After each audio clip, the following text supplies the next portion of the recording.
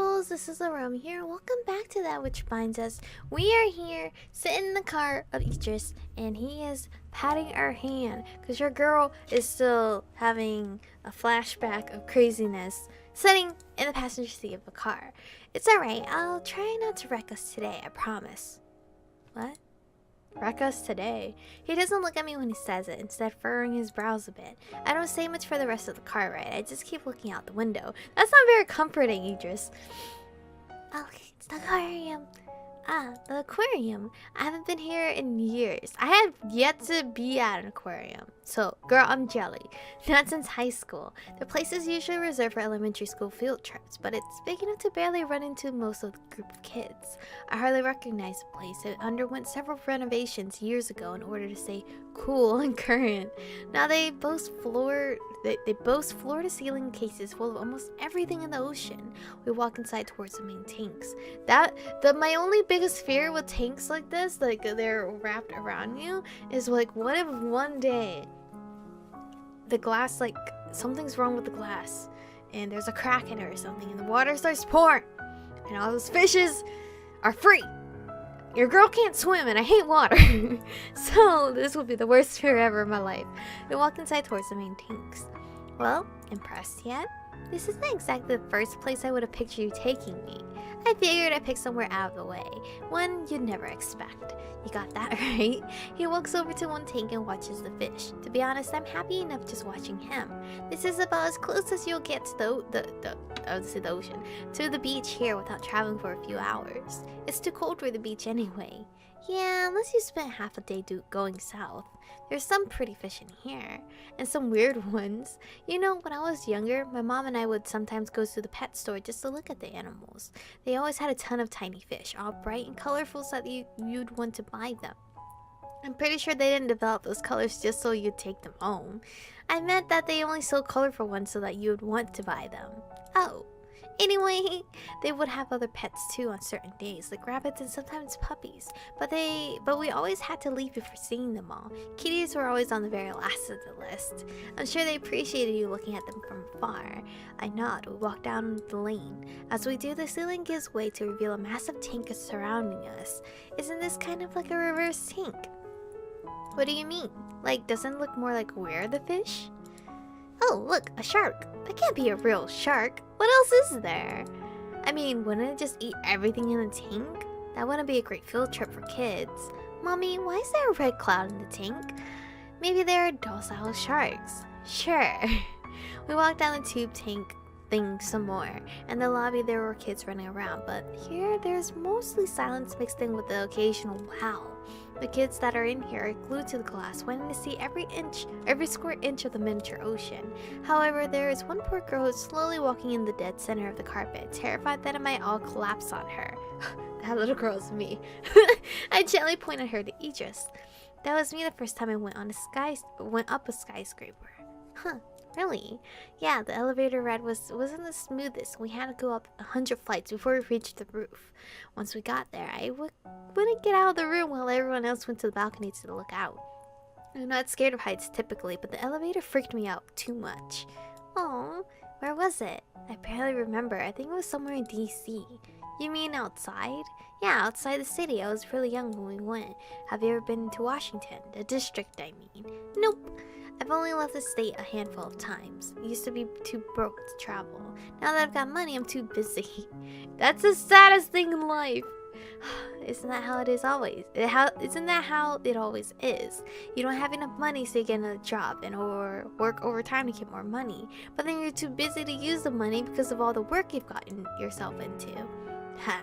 I guess it's a good problem to have. Not really.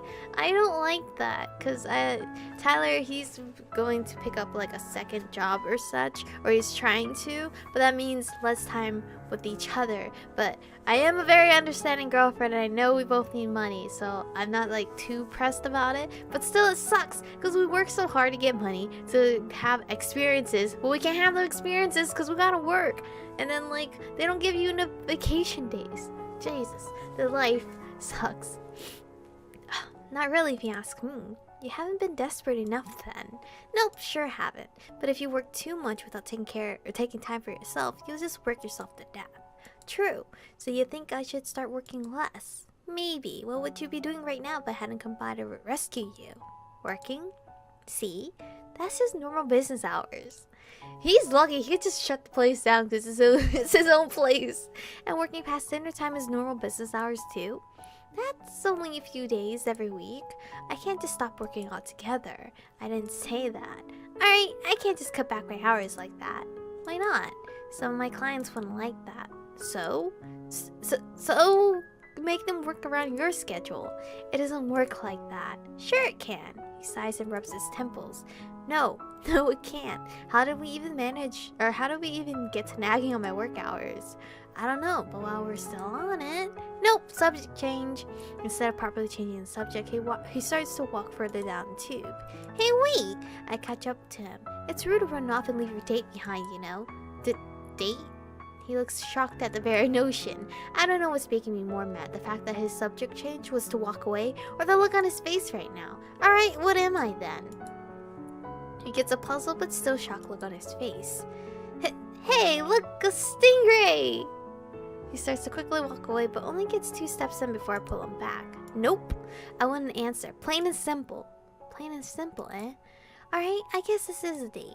That doesn't sound very convincing. Well, I didn't even know you wanted to consider us dating. How was I supposed to know? I don't know, maybe open your eyes? So you were dating? Whoa, that's news to me. Alright, so I'm an idiot. What else is new? Yes, you are. So, are we together now? Evilise, I need you to blatantly tell me, are we a couple? Because I can't play around with my feels like this. I don't understand. He closes the space between us and hugs me. I hold on to his jacket. A family walking by makes us realize how awkward this is and we part. Well, shall we continue? Lead the way. I guess we are. We continue walking and sightseeing until we come across, of course, a gift shop, meaning the end of the aquarium. Hungry? He points to a cafeteria bigger than most of the things we came across. Not really. Maybe they had something to snack on. There isn't too long a line, despite it being dinner time now. I guess most people would rather have a full meal than just cafeteria stuff. I'm not terribly hungry, but he looks like he hasn't had anything to eat in a while, so I'll get something small. He orders some kind of chicken tender plate while I just get ice cream. They must have thought he'd be eating the ice cream because they finally bring it to me and he's almost done. About time. I thought you weren't that hungry. I finally eat a bit of my ice cream. It's a Neapolitan with sprinkles. It's pretty good. I'm not, but ice cream is different. I hear a door towards the back slam shut. I look around and see that we're one of the last people here and the workers are starting to clean up. Gosh, what time is it? Almost 7. Oh, we should get going then before we get locked in. They wouldn't lock us in. They'd just stare at us angrily. Yeah, come on, let's go. I can eat ice cream while walking. I take another bite of the ice cream as we get up. How is it? It's pretty good. Perfect way to make kids tired of walking hyperactive again. Oh, yes! CG art like I wanted! He pulls it towards himself and leans in closer to get a taste. This is so cute! As a way of pulling it towards himself, he also puts his hand around my waist and brings me closer. If you wanted ice cream, you should have ordered some yourself. Oh, you're so cute!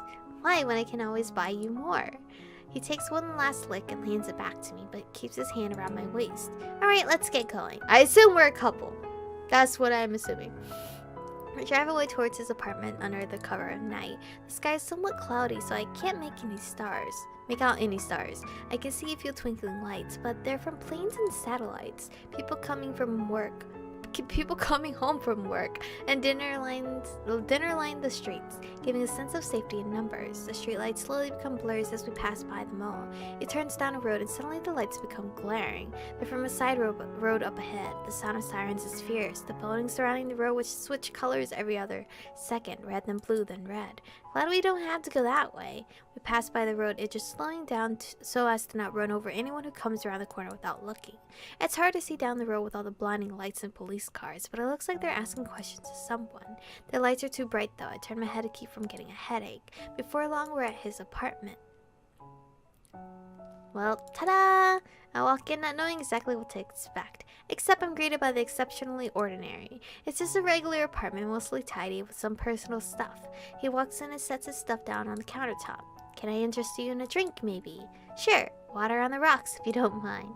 You know, I have got some other stuff that go better on the rocks. Water is fine. Even though I went to the aquarium and saw water everywhere, but your girl is so thirsty. I let him fiddle around with glasses while I walk over to a section of the wall I hadn't noticed before. It's covered in photos. There's photos here, mostly of a younger boy with some with the boy and ninjas together. One photo even has them with a man and woman. Is this his family? Here you go. That was quick. Well, you don't really have to pop the top of the water. He looks over at the photos and then at me. I'm sure you can guess, but it's photos of my family. That's my dad, 6 feet under. 6 feet under now. What? I was like, what? My little brother, who's still a handful, my mom, she's estranged. It quickly hurries over the last part, like I'd really pry more about it. Most of the pictures are of his brother. He must still be on good terms with him. You have any siblings? No, I'm an only child. They're a handful.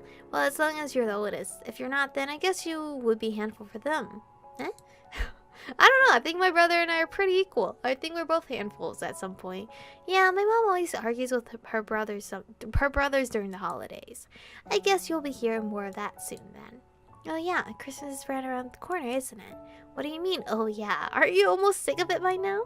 Sick of it being December and snowing every few days? No. Sick of dealing with the holiday rush and listening to Christmas carols on the work radio 24/7? Yes. He laughs and leads me over to his couch where we sit down. So you actually like spending time with your family during the holidays? Gosh, you make it sound like such a foreign concept. And yes, I do like going home during Christmas. I usually last exactly 2 hours and 10 minutes before I have my first glass of wine. Thank you very much. I'm impressed. I usually last about an hour and a half before I'm out the door at my mom's, provided that it's a day I'm feeling particularly crazy enough to go by there and that it's Christmas. No other holidays. Nope. I typically don't like to mess other holidays up for myself. You shouldn't put yourself in a bad mood on purpose. What about your brother? Zach? He's the only reason I attempt to go over there for Christmas some years. Otherwise, it's just him and our mom the whole day. They always go by her parents' house on Christmas Eve. No visiting them either, I guess. He costed for continuing. He doesn't sound particularly comfortable with this line of thought. I should change the conversation somehow. She, doesn't like him to be around me, so he can't really just come here for Christmas instead. So, what are you going to do for Christmas? Visit family, I guess. Hang around my mom's house some. Pet her dogs. Gonna take a cab or plane. She lives 2 hours away. Just is paying more attention to his drink than me now. He looks like a sad puppy dog. But I'll be back after a few days. Definitely before New Year's. Oh, yeah, probably. But I might be busy then. With what? Oh, you know, stuff. Stuff. Well, if you ever get done with stuff. Yes, you have my number. That's all. What's the point of getting too nervous to ask me to go on a date at this point? Well, he's about to say something, but his phone interrupts him. This is where I'm gonna stop. I know we're quite early, but I feel like we're almost near the end of this game, because in the main story route, it was like New Year's, and then a day after New Year's or two, we had 2 episodes left, and it was the end. We're moving real quick. Anyway, thank you guys for watching today's episode. Stay beautiful, and I'll see you guys in the next one. Has to wonder next to